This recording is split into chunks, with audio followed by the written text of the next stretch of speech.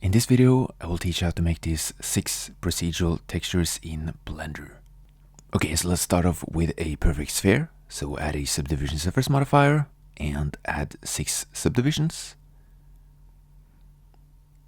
And then we can press S to scale and apply the modifier. And then next we can press Tab for edit mode, and then Alt Shift S, then 1 to make this a perfect sphere.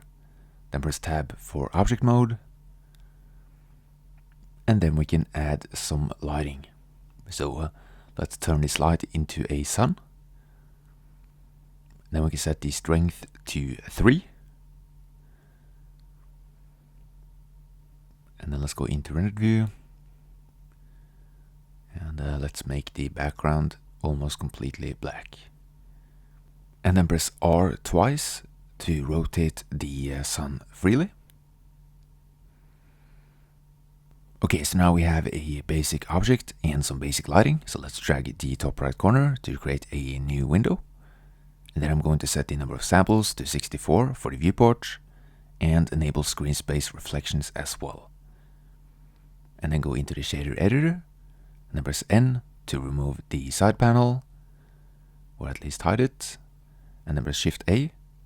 And the first texture that we're going to add is a Voronoi texture, and we're going to use that to create a military pattern. So let's increase the roughness.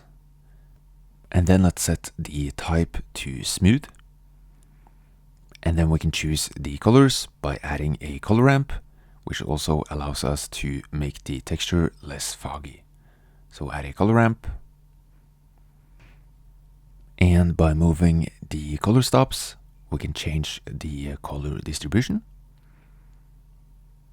And if you want to make the patterns less foggy, we can set the interpolation to constant so that we get a clear pattern. As you can see when we move this color stop. And then we can add another color stop to add an additional color to the texture. Let's change the color of this one. And as you can see, we now have 3 different colors. And for this one, we can make it a bit dark green. And then let's make this one white. And then we can give the third color stop a lighter shade of green. So something like this.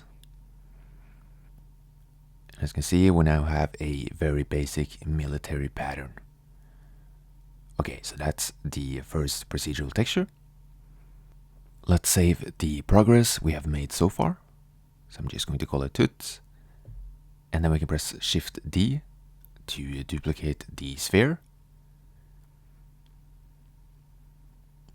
And then we can copy the material and make a new one.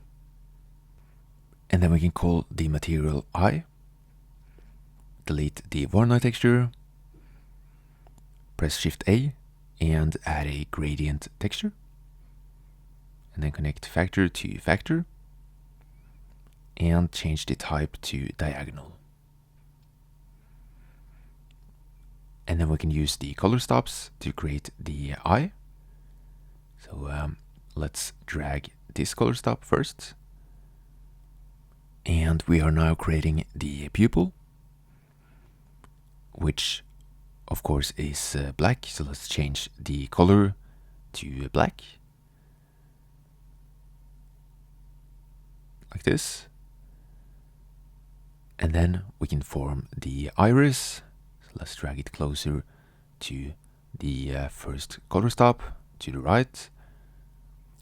Now when it comes to the color of the eye, you can of course add whatever color you want to, whether it's blue, brown, black or green. So just play around with the positions of the color stops and the different colors.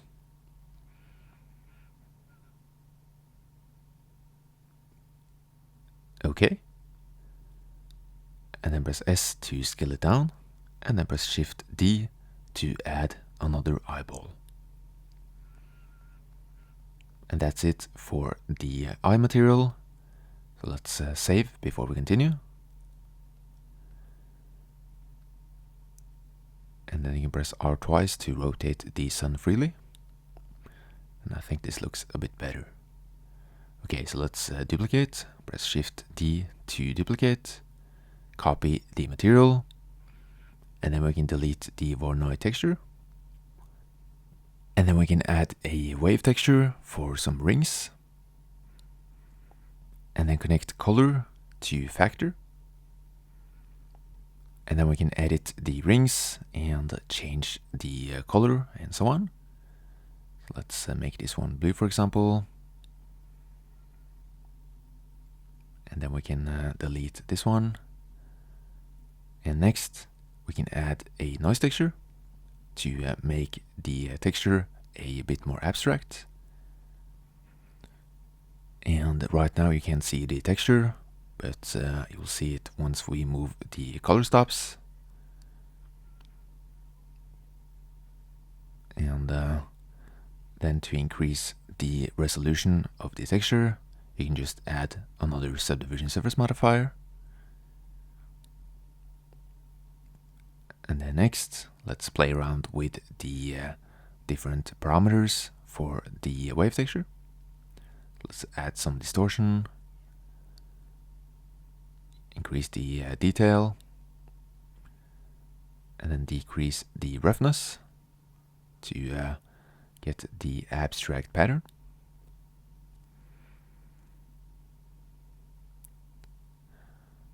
Okay, so just play around with the different values until you have something that you like.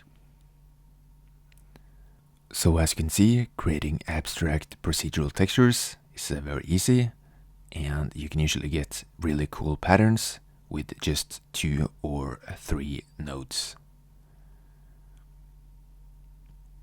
Okay, so I think this looks fine.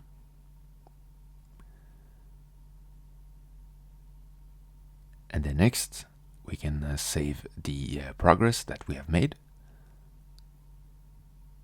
Click on the plus sign and then save. And then press Shift D to duplicate. And then we're going to copy the material. And let's delete the previous textures, both the wave texture and the noise texture. And then I'm going to add a Musgrave texture.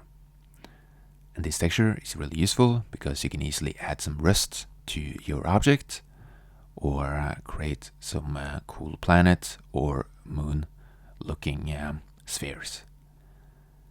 So let's set the type to 40 so that you can animate the W value and get some different variations over time. And to get the smaller patterns, you just decrease the dimension value. And then you can change the color as well. And as you can see, the Musgrave texture can be really useful, both for adding some dirt to snow, for example, or to add some rust to an object. Okay, so let's save the progress.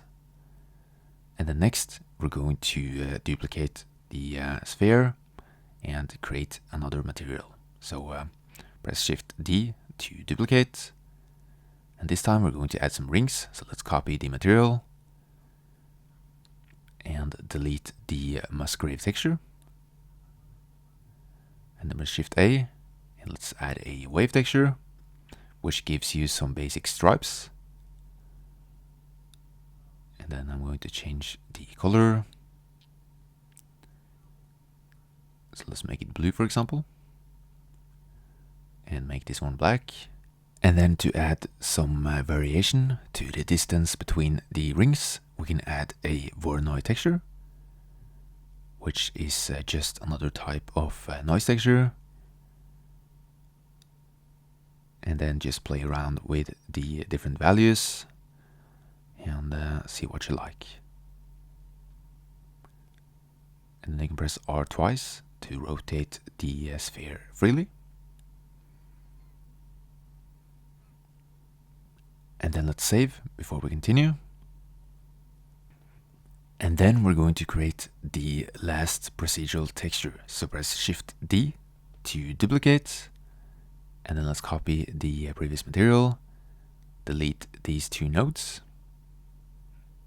and then press Shift A, and then let's add a magic texture node and connect it to the color ramp. And we're going to use this magic texture in combination with a noise texture to create a planet-like material. So I'm going to decrease the scale. Let's set it to around 2.2. And then I'm going to set the distortion to -1. And you can just experiment with the different values. There's no right or wrong in terms of these parameters. And then let's connect the factor to the vector. And then to make this material a bit more Earth-like, I'm going to edit the scale of the noise texture. So let's decrease it, and then increase the detail, and then I'm going to increase the distortion. And then to edit the roughness of the coastlines, you can increase or decrease the roughness value. I think a value around 0.54 looks good. And then when it comes to the colors, I'm going to add two colors. That is blue and a darker green.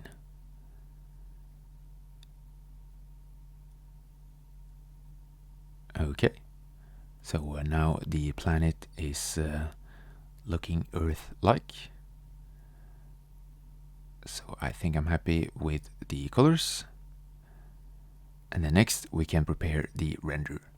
So to move the camera to the current view, you just press Ctrl Alt Numpad 0. And then I'm going to set the resolution to 2K by 2K. Set the camera to view and move it a bit backwards. And you can open the panel by pressing N. Okay. And then we can render by pressing F12. We just go to render and render image. And that's it. Thank you guys for watching and subscribe.